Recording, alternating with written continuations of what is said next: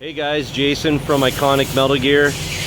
Today I'm showing you this custom enclosed headache rack that we made with the jail bar window.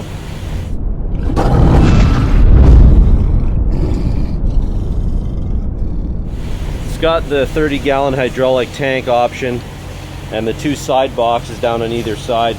Those are removable for installation to make that a little bit easier. It's also got clear LED lights. Those are red.